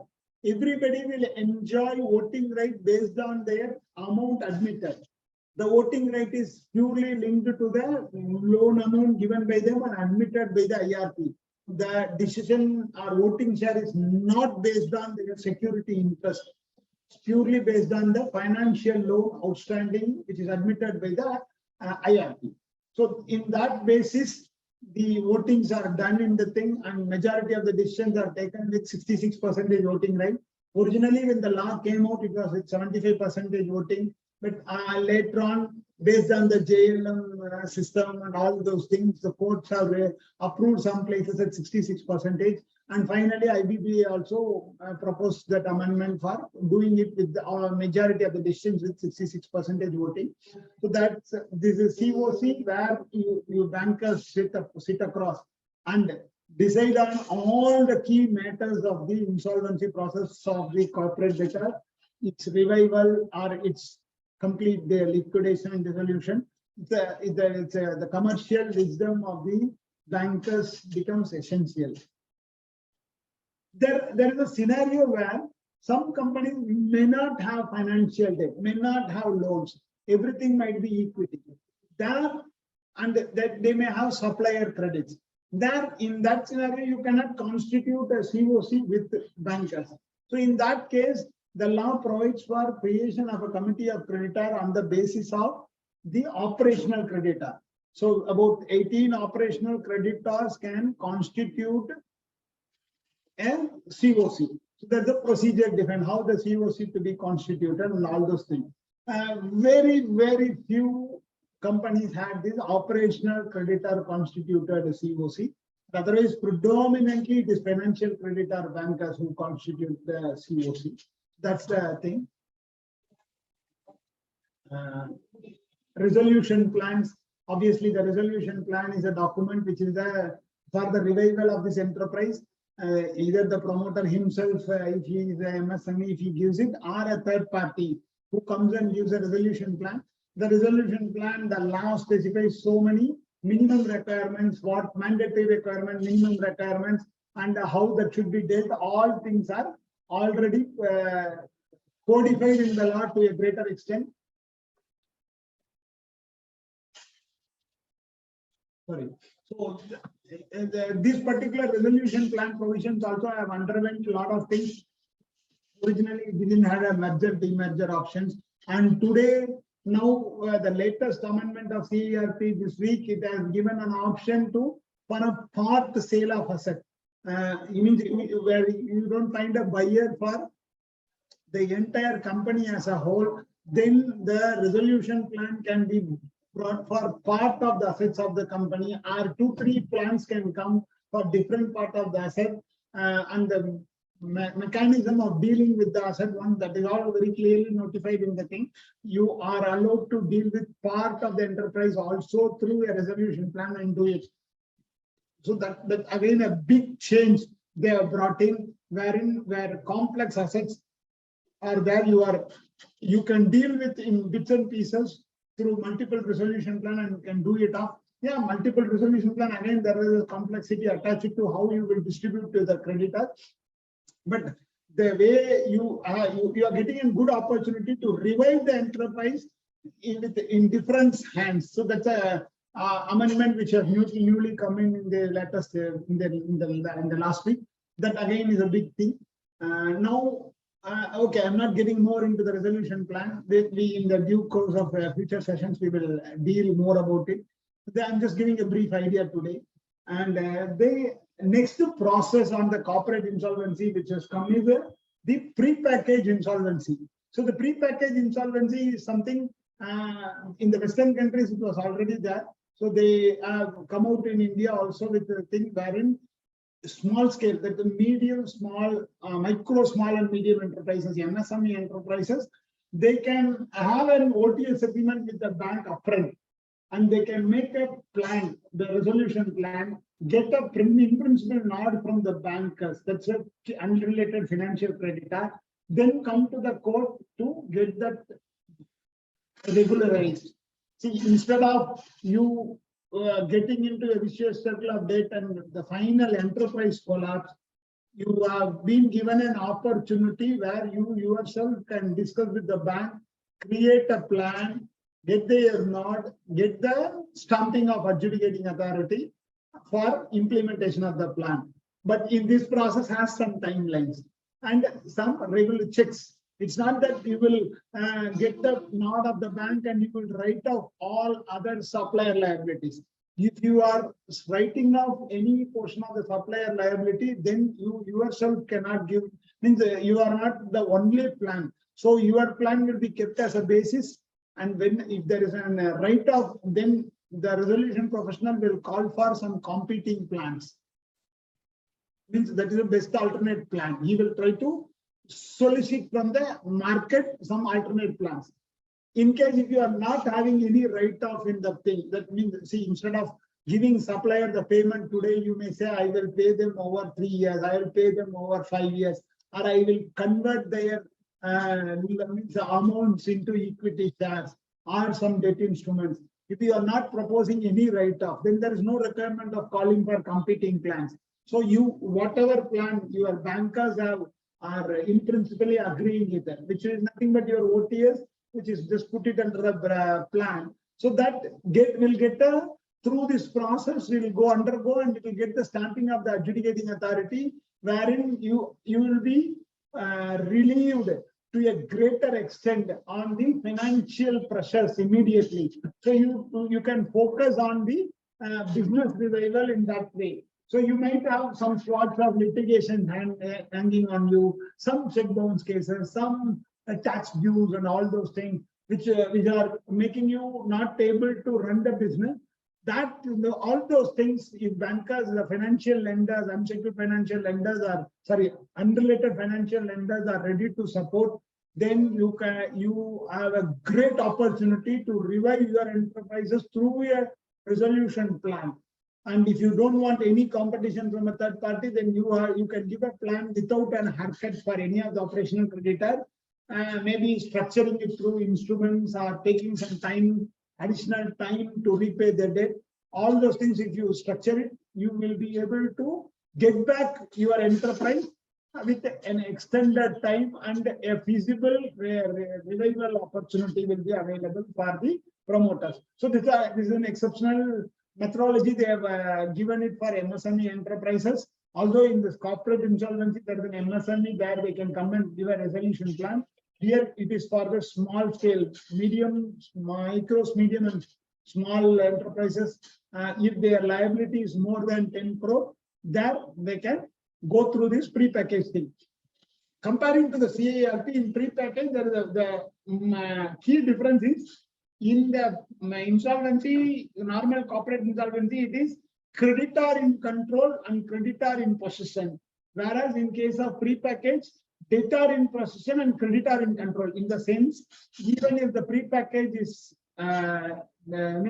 commenced, the promoter can continue to run the business. The assets will be still under his direct control, which will be monitored by the RP and the COC. But the decision-making powers relating to the plan and all other matters will rest with the creditor COC. So that's a minor variation between your corporate insolvency and the pre-package. So here it is a debtor in possession and creditor in control. Right. So I'm not elaborating the entire process here. Just listed down the key differences between CARP and the pre-package. So there it is 1 crore, it is 10 lakh. There in CRP you have to put a direct petition, whereas in pre-package you have to get the prior consent of the financial creditor, and then you will file the petition and public announcement. Here it is there it is an intimation. Time limit here it is 180 days, and there it is about 120 days. Equal opportunity in CARP for any third party can participate, but whereas in pre-package, the first opportunity is to the promoters. If there is no haircut, they themselves will conclude the plan. And there, the termination option, it won't lead into liquidation directly. It will go back. So that those things are. I just try to tabulate the key differences. What happens if the plan fails, or if there is no plans, resolution, revival thing, it will get into liquidation. So what are the scenarios which can get into liquidation? The COC may decide to liquidate if there is no viable plans, or in case the resolution plan received is rejected by the court, then it can get into liquidation. In case if the plan is approved and during the implementation they were not able to mobilize the money or not able to perform the implementation successfully, then the court can order for CD for contravention of the resolution plan to liquidation. If there is no plan has come during the CRP process, one, the COC itself can pass a resolution to liquidate, or within 180 days or 270 days, if there is no resolution plan come, then again default will get into liquidation. So liquidation, again, what happens, just put 2 slides to give you a clear picture to the bankers that in liquidation, when the liquidation is ordered, the bankers had a choice whether they can relinquish the assets in favor of the liquidation estate, so the liquidator will sell the asset and pay the money to you, or they themselves can decide that we will try to enforce SARFAESI and we will sell the asset by ourselves. We don't want the liquidator to sell the asset. So there are 2 scenarios. So where you relinquish, the liquidator does it. Where you don't relinquish, you have a time limit of 6 months, wherein you yourself can sell it off. There's a process defined at what value you should notify to the liquidator and all those things. So you have 2 scenarios for bankers to decide when the liquidation claim stage comes up. So the decision has to be taken within 30 days of the liquidation commencement, whether the bankers intend to relinquish, secured lender intends to release the security interest in favor of the liquidation estate, or it realizes by itself. So that's the thing where liquidator will be coming across in the bankers thing. I'm just giving some statistics which are extracted from the IBBA newsletter. CARP cases in the last 5 years, how gradually it has come in picture. So totally up to now, June 22, about 5,600 cases are totally admitted. And that about 3,600 cases are already closed. and about 2,000 cases are ongoing. So if you see the graph, between up to 2019-20 it was gone faster, and 20 to 22 it was slow because of the COVID. 1 year you are not allowed to file any new cases. Those defaults are not having any eligibility to come under the insolvency process. Then post-COVID, now the cases have started coming up. So that's how the current CARP goes into things. And if you see how the CARP or the insolvency is spread in various industries, I mean, the different sectors, if you see, in manufacturing sector, about 2,200 cases. And in case of real estate sector, real estate renting and business activities, it's about 1,100. Especially into real estate, if you see, about 291 cases. And what stage all these things are there. Where so far, if you see, about 261 cases are resolved through a resolution plan. 739 in manufacturing sector are liquidated. In case of real estate and related sectors, about 70 resolution plans are approved, and 290 are ordered for liquidation. And other construction, wholesale retail. I'll just try to. This is a data published as of 30th June by IDBI in the newsletter, so that it was just put in. So this presentation will be shared, so you will have a fair idea of how this CARP is currently going.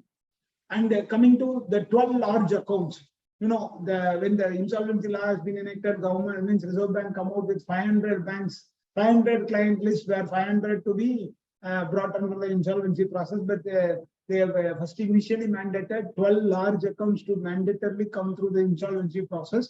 In that, 8 accounts are already resolved. That means the resolution plan has come and they have realized. If you see the realization value in terms of their original claim, it was low. But when it comes to the realization value to the liquidation value of the enterprise, means what is the liquidation value of the entire business as a whole? When you compare it with that, in all the cases, there is a good realization. It is above 100%. In Jyoti Structures case, it is above 300%. And Bush and Steel, XR and R, 200+% is the realization value for the bankers.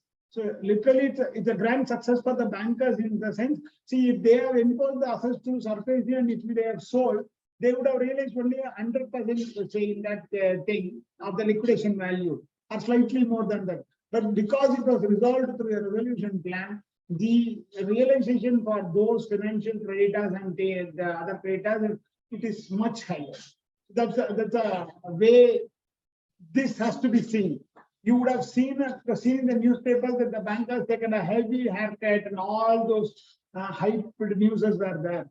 But that's not reality. The bankers have already lost the money over the years because of the MP and all those things.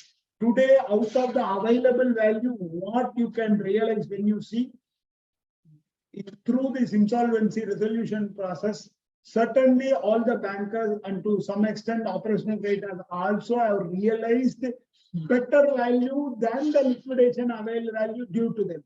So that was a grand success to that extent in terms of the CARP process and the resolution plan. So 8 of the 12 key accounts are successfully resolved to resolution plan. 1 is still under litigation and still undergoing CARP. 2 are under liquidation. And the 4th one, JP Infratech, is now awaiting the adjudicating authority approval for the resolution plan.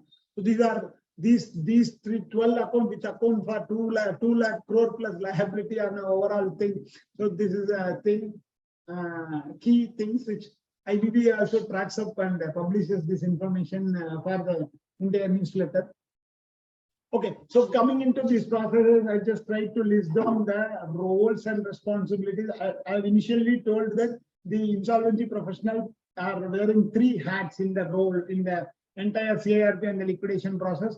Their procedural roles, what they are supposed to do as an IRP, as an RP, and as a liquidator. I just tried to list it down in the thing. I will share this presentation for your information. It's all more theoretical in nature. And as bankers are the key people in control. With the creditor in control, you will be occupying the key seats in the COC, and occupying means enjoying the decision-making power. What are the key decisions which are essential from these bankers. When you take it, you can change the RP itself. The COC has the power to change the person who is front-ending this thing. They have the powers. Interim finance, appointment of auditor, appointing of specific personnel, transferring rights and debts by contracts, change in the management, means make any change in the subsidiary company management, any shared disposal, delegation of authority, you want to amend constitutional documents, any related party transactions you wanted to do it, for FIs, if you want to give instruction to FI for debit transaction, changing ownership if we want to do it, of changing capital structure, create any additional security interest. These are all things which IRP, RP will come to COC for approval. Without COC's approval, he cannot do it. These are all things apart from the resolution plan approval, the COC has it. COC has a key decision-making power in terms of withdrawal of the case under Section 12A or approving a resolution plan for handing over this entire business to a new person to run the thing. So those are the COC's inherent powers the bankers, financial creditors enjoy during the CARP process for revival of the enterprise. So in terms of liquidation, when we are seeing the liquidation priority, I just tried to list down here. It is more means IRP and the CARP cost and the liquidation cost will get the first priority, then followed by 24-month workman wages and secure debtor, they rank pari passu, they do it. Employees due, followed by financial creditors, then comes the government dues. This is a major change government accepted while enacting this IBC, except for the rainbow paper judgment which is under review. Government have accepted that their dues are lower, enjoy lower priority comparing to the financial creditors dues. So that's a major thing change brought in. Okay, there is this particular new judgment is trying to disturb that process, which will be either court itself will separate it or the law will be enacted, amended appropriately to separate that thing. So this is the order of priority. I'm just putting it for the information of the bankers to have a basic idea of how the entire liquidation mechanism, the funds will be distributed to the parties, and the appeal mechanism. When the immediate authority is adjudicating authority is NCLT, and whenever we are not satisfied with the order of NCLT, we are allowed to appeal before NCLAT, 30 days plus 15 days condonation possible. And wherever you had NCLAT is not allowing, means not happy with the NCLAT, then if it's a question of judgment, you are at liberty to directly go to Supreme Court, not High Court. There's no High Court requirement here. You are allowed to approach straight away to Supreme Court in that matter. And just this is all brief about the CARP. I'm just giving 2 slides about the individual insolvency, just to give you a brief idea. Here, there it is 1 crore limit. Here it is 1,000 rupee. And today only personal guarantors to corporate debtors are notified for this purpose. So wherever the limit where it is 1,000 rupee default is there, it can if it's a corporate the loan they have guaranteed, then they can initiate again the individual other partnership plan. Then here we are seeing in the CARP corporate debtor himself under Section 10, or an operational creditor under Section 9, or a financial creditor under Section 7, they can initiate. Here it is to debtor or creditor, either that individual himself who is a debtor, he himself can initiate, or any creditor. In individual insolvency, there is no differentiation between financial creditor, operational creditor, all those things. Any creditor, if there is 1,000 rupee due, he can come and initiate. Just imagine, in case if you are, if the normal individual insolvency is enacted, now today corporate guarantee will in case if you don't pay a mobile bill of 1,000 rupees, a mobile agency can file an insolvency petition against you. Anybody will come out with threaten you with the insolvency notice because the limit is 1,000 rupees. If your mobile bill is not paid, if your EB bill is not paid, or if your Mitwala is not paid, he has the right to initiate the insolvency against the individual. So that's biggest change it is going to happen, and I don't know those for every small thing will they go to court DRT process and do it. but they have the right to go in. When the see, that's how Western country, if there is a minor default, also people go to insolvency court, specialized courts for many things. There are likely days to come where every small thing may end up in insolvency court if the credit system is not respected by the individuals in the country. The respecting the credit system is a backbone for any commerce to function well. If that fails, the many businesses collapse. So that's the change this IBC law want to enact, want to strengthen the credit system in the country. And over the coming years, if the law enroots well into the system, and if the adjudicating authorities are strengthened enough to handle all these cases, the credit system will undergo a major revamp. People will respect the days. If it's a 30 days credit, people will respect 30 days. Otherwise, on 31st day, he can go to insolvency court to you. So that's a thing which the law envisaged in the longer run. Let's hope for such a good credit system in the country in the coming days. And okay, I told in the individual insolvency, there is an interim moratorium, final moratorium. When you file the petition, interim moratorium comes into picture, wherein you cannot put any case against that individual. You cannot create any proceeding. You can't attach his assets further. You can't sell his assets. Remember that individual can sell the assets. Only the bankers cannot initiate any proceedings against him. Bankers cannot proceed legally. But whereas the promoter himself, the individual himself can sell his assets. That's the way the interim moratorium is there. Whereas when the case is admitted after a brief, the IRP report and all those things, the final moratorium comes into picture. There again, that debtor, the individual also are not allowed to sell that assets. So that kind of final moratorium comes into picture, and that is for about 180 days for the entire insolvency process. So just I tried to list down the basic differences between the personal insolvency and corporate insolvency. So here there's no difference of operational, financial, and there's no concept of COC in individual insolvency. Here there is a committee. It's all creditors. So there's a meeting that can be called for if needed. That's all creditor. Everybody, including your milk vendor, where you have to pay 1,000 rupees, you will also be there in the committee. And here in the individual insolvency, it's 75% is the voting right for decision making versus 66% in corporate. And in corporate, if there is failure of insolvency process, it's a default liquidation. Whereas in individual insolvency, it was not the case. If you want to go for bankruptcy, you have to file a separate petition for bankruptcy. That's key differences between the corporate insolvency and personal insolvency. That's it about this corporate insolvency, the background and the initiation in brief from my side. And now it's open to the floor to have any queries on them. Many of these individual things I have rushed through. All these things in the coming sessions we will have elaborate about the COC, their things, the entire CIRP process, the resolution plan, how the bankers are to, what are all the things you are supposed to look into it, what you will, how the distribution will happen, all those things, and the liquidation. In the coming sessions, we will go in depth of it. Today, I just tried to give you an overview of it, and I rushed through the session because I can't carry the session beyond 1.5 to 2 hours because then it becomes boring, and I will have to hold you for lunch. So I tried to compile it within 1 hour, 1.5 hours. And that's it from my side. And you are open to ask any questions. So I will stop sharing the screen.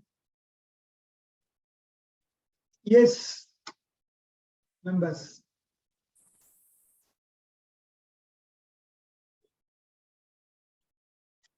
I'm not sure whether you have texted. This anyway, many of you requested for the PPT in the thing, and I'll hand it over to the presentation will be given to the organizers so they can share it with all of you. Any member willing to ask any question can unmute himself and ask the question. Question I want to ask. Surajji, hello? Yes, sir. I am Hello? Yes, sir. Sir, one question I want to ask. In PPIRP, you say it is OTS, just like Hello? OTS. then Yes. what is the need of going to Yes, sir. PPIRP? Where Then are you? Sir, I Hello? will tell you one side in OTS, whatever you do, only Okay, your okay. banker Because will question give answer you session relief started. from the process.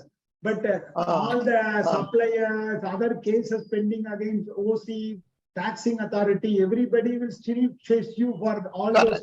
Correct.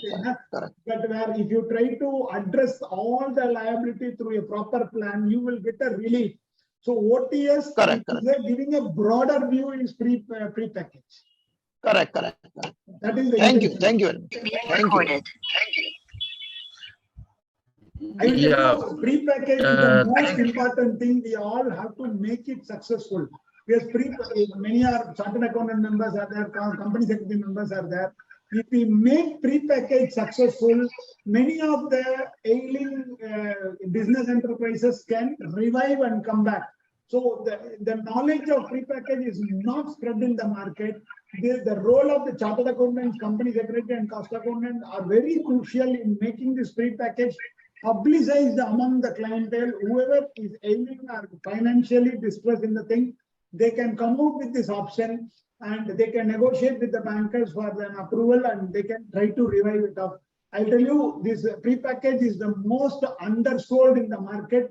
And comparing to CARP, pre-package was the most successful in the Western countries, where many of those people come through pre-package. For some other reason, it has not taken off well in the country, but it is in the hands of the professionals practicing to assist the business enterprises to use this pre-package route to revive themselves.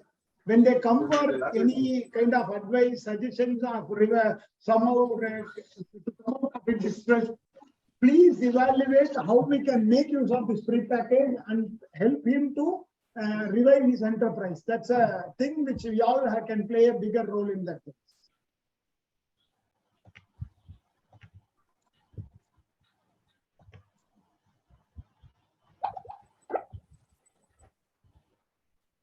Yeah, the time is open for the questions from the participants. If any questions can be put up.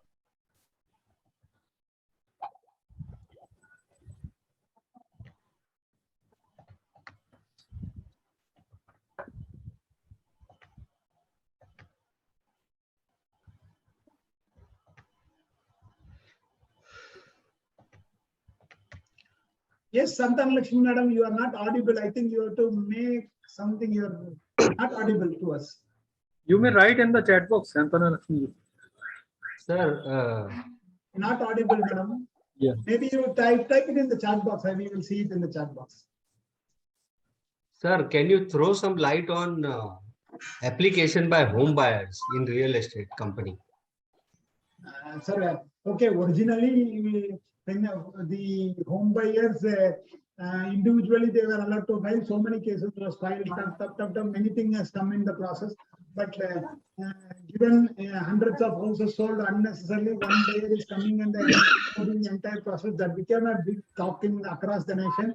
And finally, after a detailed deliberation with many of the stakeholders, the government have made it as a 10%, 100 home buyers and all those some criteria for bringing the matter into the insolvency process. The home buyers case is something unique wherein there is from the home buyer's money and the promoter, the business promoter money, both have to come in and it has to conclude. It is not like that suddenly some external party will come and take over the enterprise and give a solution to it. Because to a greater extent, the promoters would have taken out this, the lenders, the home buyers' money. They would not have done the work. So now, any new in the resolution applicant who is coming, he wanted additional money from the buyer, home buyers also to complete that project.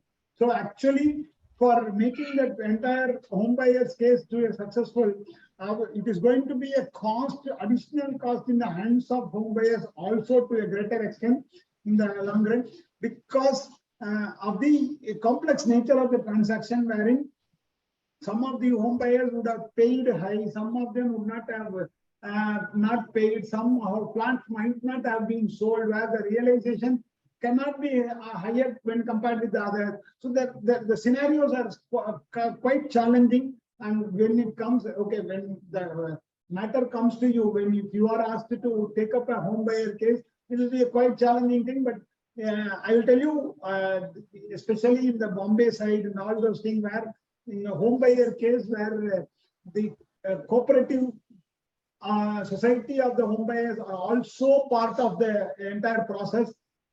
There are great successes in some of the cases where they were able to find by the resolution applicant to manage it off. Some compromises have been done, but home buyers case will continue to be a bigger challenge for many of us in finding a resolution applicant, because you have to mandatorily solve through resolution plan. You can't go into liquidation, because again in liquidation nothing can be done. Part of the asset it would have been transferred as undivided share would have been transferred. He may not be willing to relinquish in the favor of the liquidation estate. The liquidation handling is much tougher and complex and difficulty. So resolution plan is the best available option thing. But within the constraint, finding a resolution applicant where the financial creditors and the home buyers also have to bear some share of loss of that entire business. It is going to be like that only in majority of the cases. But that's the practical scenario in the home buyer case. Thank you, sir. Okay. Thank you. Sir, actually, I think Shantana Lakshmi Madam have put in, I'll read out. Thanks for the clarity with regard to individual insolvency. Only the portion of the old act have been repealed and the individual insolvency can be initiated before the civil court until the provisions of IPC are notified. You are right, Madam. As of now, only the personal guarantors to the corporate loans are only allowed in these cases.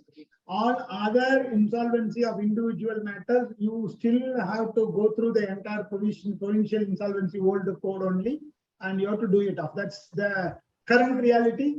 It might take another 1 or 2 years for those acts to be repealed and the entire individual insolvency comes into picture. That's the thing. And Mr. Ashokan had asked, one CD is under CRP process. Due to stay of CRP process, the IRP is prohibited to initiate any action when the CD is clandestinely removing the machines and materials from few units of the CD. What is the remedy?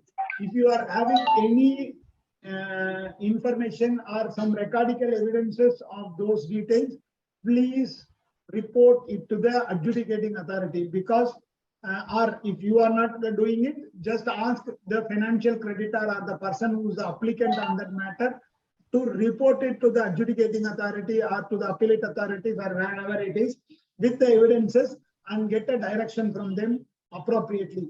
There are previous scenarios in such cases.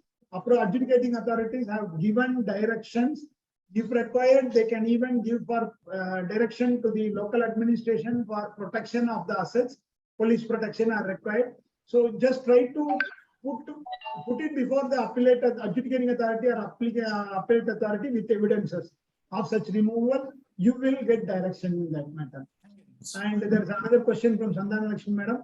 I have a few questions. Whether COC member can exist from membership after the COC is constituted? Whether COC member can exit from membership after the COC is constituted? Means technically no. If at all he wanted to go out, he has to withdraw his claim. If he withdraws his claim, he can go. There is no right given to COC whether they can join or not. That kind of right is not there. If he is a financial creditor unrelated party, he is default part of the COC. If he doesn't want to part of COC, he has to withdraw his claim. He can go out of it. Whether the COC can change the liquidator during liquidation stage. Yes, new act has come, new amendment has come, wherein the stakeholder consultation committee can change a liquidator with 66% voting. This is a new amendment came in the current thing last week only. So please go through that, wherein stakeholder consultation committee has power to change the liquidator. Then comes then the next question is whether the FC or COC member who stands outside the liquidation needs to bear the liquidation cost Going by the wordings of 53, they have to bear only the CIRP cost, not the liquidation cost. They will.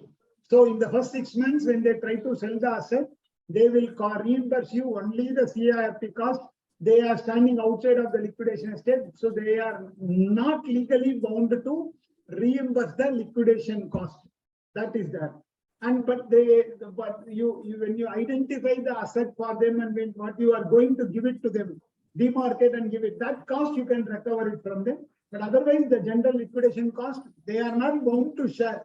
But I mean, there are cases where members, there is no other asset. When they approach the adjudicating authority has given direction to the COC members who stand outside to contribute for it all.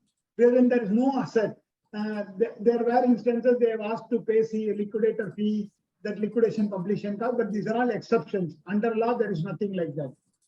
Then the fourth question, whether the FC is liable to bear the insurance premium during liquidation when the FC voted against the liquidation of the CD. See whether he voted against or favorable. If it is under the liquidation, whatever be the liquidation cost, which includes the insurance premium, it is part of the liquidation cost. Whoever is liable to contribute for the liquidation cost, they have to contribute. So if FC is part of the COC, then the COC is mandated to contribute to the liquidation contributions cost. So they are bound to do it up. Whether they voted in favor or in against is not a matter in that way. Once liquidation is ordered, yes, they have to do it up. Then there's a question from Mr. Vimal. Can civil suits be filed or any FIR be filed against a debtor without permission of NCLT? You can file an FIR for any criminal offences related to it without means permission of the adjudicating authority. But if you are filing any recovery suit, civil suits, when you wanted to file, you are just an officer of a court. You cannot see, ideally, being an officer of court for anything, you have to go to your boss. Your boss is an adjudicating authority. If you want to go to some other court, first you have to go and take permission of the adjudicating authority to go to other court, because you are officer of court. So that's the general logic. So if you want to file any civil suit or you wanted to go to anything, you have to mandatorily take the permission of the adjudicating authority to go to other courts, because your NCLT is your boss to do that. You can't go against your boss. That's the real reality. Then another question is from Yasoda Madam. In case of bankruptcy process of personal guarantor, whether bankruptcy order passed by DRT holds good if it passed before order of CIRP of CD. Madam, if DRT is passed the order, it holds good today. If the bankruptcy is a process after insolvency process of individual. So after when the insolvency process itself is upheld without the CIRP of the CD, then there's no question of challenging the bankruptcy. After insolvency of individual only once that is completed, you come into bankruptcy. So if even before CIRP is done, the DRT passes a bankruptcy order, yes, it holds good, because they are the guarantors for corporate loan, and DRT is the adjudicating authority for the matters which are not called upon by NCLT. So DRT can pass a valid order. There is no ambiguity in that plan, in that thing. And moving to next question, at pan-India level, number of PPARP cases admitted are very less. The reason is that really speaking, the professionals are not propagating this particular PPARP down the line to the business thing. This is a role which chartered accountant, company secretaries, and cost accountants, to some extent lawyers also have to play a key role in. We know all those things, what is happening, and all under our knowledge only all these go through. So we have to spread the knowledge of this PPARP and the benefits available to any of those customers or the clients. Once if we do that over a period of time, certainly this PPARP will take into go into a bigger level in due course. So that is there. Then comes the question of Mr. Ashok Nagarajan sir. NCLT has passed an order for payment of expense and fees to IRP Bararpi. There are 7 FCs, one OC. It is the OC foreign company based in Netherlands. Can we claim the entire amount from FC in proportion to the share of claim? Since the OC is based abroad, there is difficulty in getting the money. Sir, yes, you can get it from FC, but FC will, if he refuses to give it, you don't have a choice. You have to ask that concerned OC only to pay it off. So if there is a difficulty in getting the foreign payment, just take help of the same set of bankers to help you out to do that. But there is no way. Yeah, FC is not bound to compensate for the OC's portion of it. Sir, sorry for disturbance. What is that there are no offices located in India for the Netherlands company. I was trying to get the addresses of the Netherlands company, but in vain. There is no such address in India also, but the advocate is not responding. What he is saying that I am not responsible for the present day, this is CRB, the case was over. So what is the remedy, sir? So some 3 lakhs is due from them. What is the remedy? Sir, this 3 lakh is initial that CIRP commencement expense related matter, or it is a part of CIRP? It is a part of the CRP. It is a OC. Then how it is OC become OC is liable to share the CIRP? It is only the OC. It is a OC who has initiated the CRP, sir. Okay. But CRP, total amount, the advertisement as well as other expense comes to about 3 lakhs. So I am not able to trace the addresses at all. So the regulation says that when the OC is paying the money, he will be got reimbursed by the FC. So can we directly get from the portion to the FC in their proportion? Sir, it is all FC's right whether to pay it or not. FC is not required to pay the initial publication related expenses because that is the responsibility of the person who is applicant who has to compensate that cost there. Yes, sir. Now, Yes. in case if you are not able to realize from the OC, please file an application, means request the FCs for payment in the, and minute it where they are not ready to pay it out, then you make an application before the adjudicating authority, making both the concerned OC and the FCs as a party to that. Let the adjudicating authority pass appropriate direction. And in my case, the company is listed at Netherlands Stock Exchange, sir. I was trying to get the address of the MD as a chairman, but a lot of details are there. But I am not able to get the particular person who is dealing with the legal section. So anyway, how can you implement, sir? That's the thing. You file the petition, there will be their counsel that originally appeared, their names will be there. You have to file a petition only, there is no other way alternate for it. Adjudicating authority only can come into picture and can ask for, can give appropriate direction either to the concerned OC or to the FC. That is the only way out available, sir. Since it's a foreign company, that is the problem we are facing, sir. Yeah, that's there, sir. That is not only for you. There are many places people that are having. You have to approach adjudicating authority. No alternate way, sir. Thank you, sir. Thank you. Right.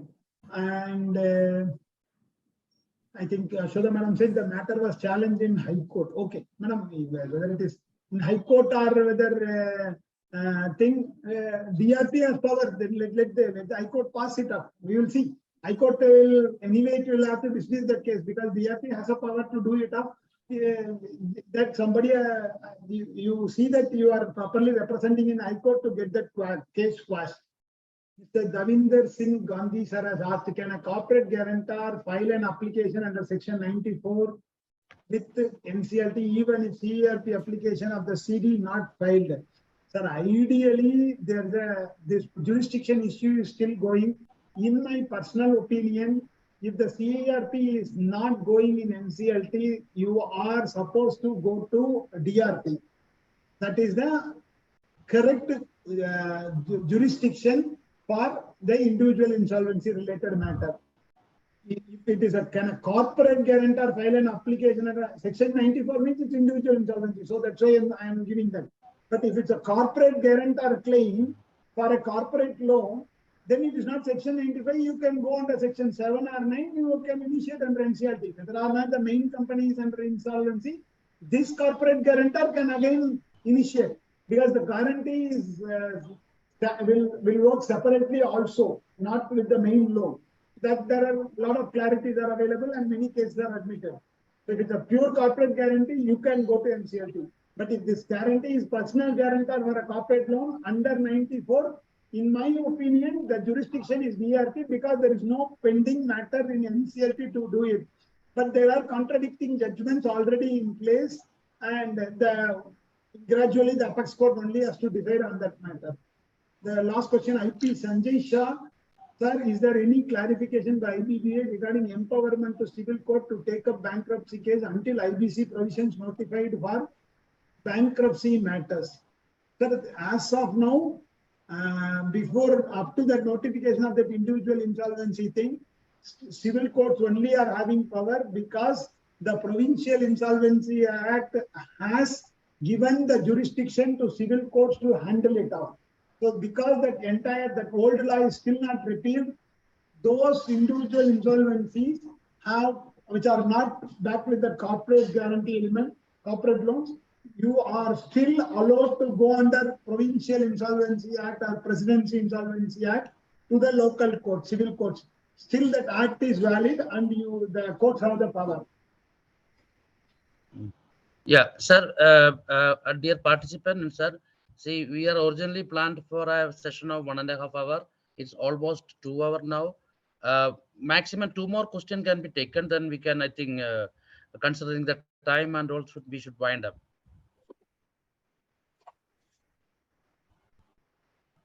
Hello.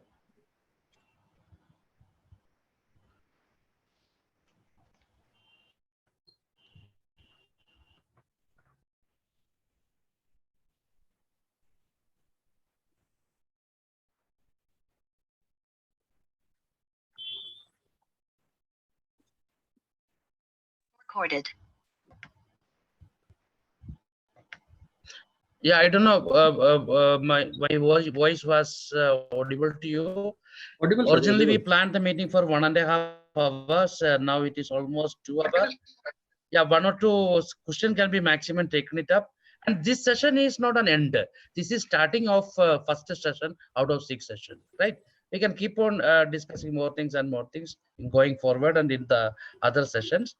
Some 2 more questions can be entertained, then we can go for the binding up session, sir. If no question is coming up, then Mr. Paramjit Singh Sethi, please give an overview of the session. Am I audible, sir? Yes, sir. Yes, sir, you are audible. Thank you. Mr. Mahalingam Suresh Kumar, a very renowned and fully experienced chartered accountant in IBC, has given the full overview of IBC Act in just 1.5 hours.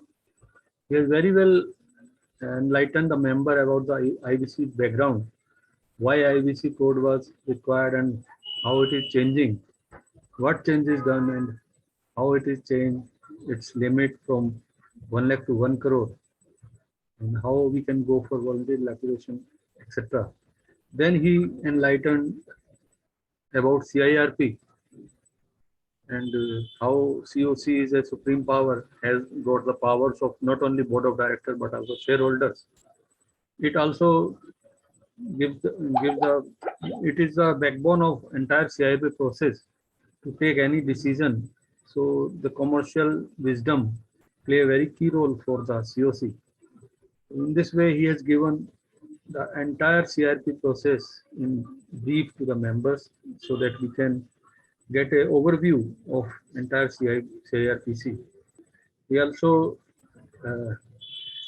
given the PIRP in brief that MSME can go for it and what is the difference, key difference he has also elaborated so that we can have a clear understanding of PPIRP. And we are happy that many bankers have joined this webinar, considering that they are the helm of the affairs.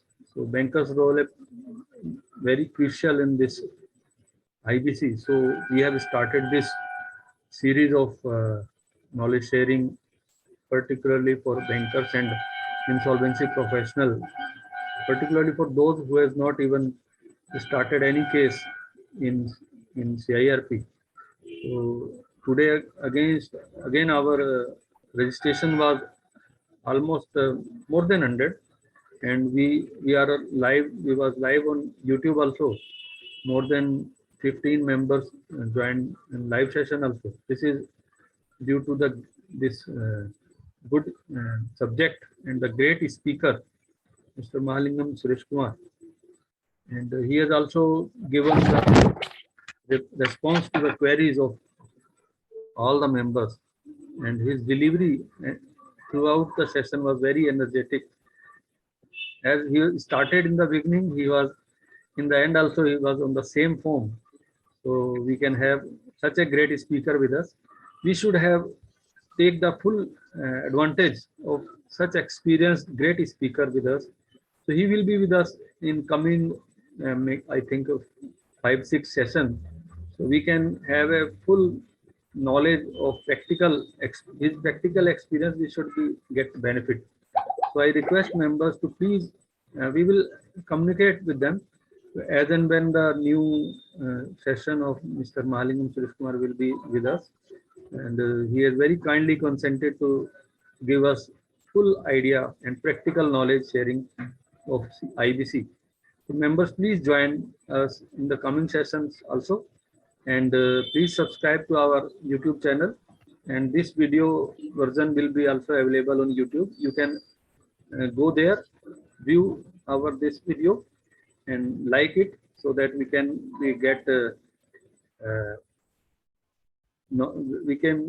come to know that our members are liking our videos, and we will continue to hold such programs. With these words, I will ask Mr. Vinod, please.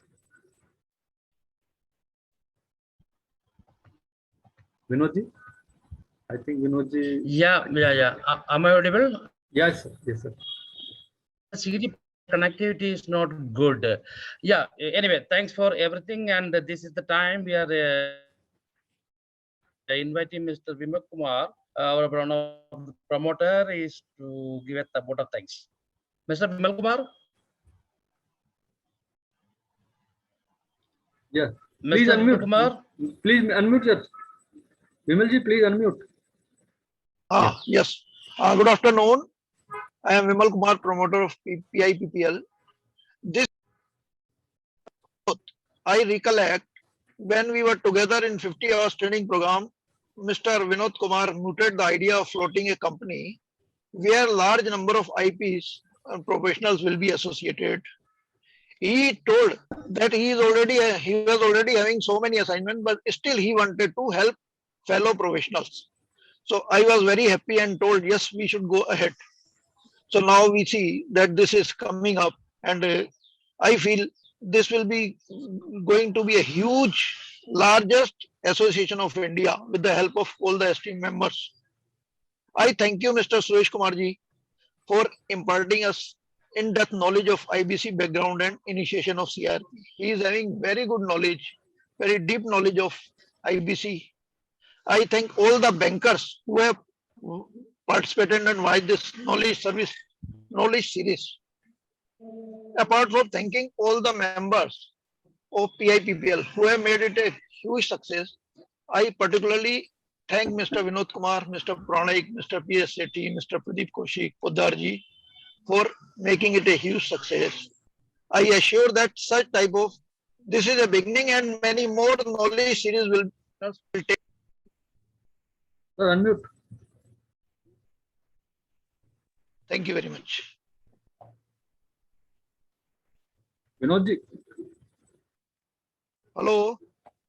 I think there is connectivity issue with Mr. Vinod. So with this word, we can conclude this session. We will meet you again in the next session. Thank you very much. Okay. Thank you. Yeah.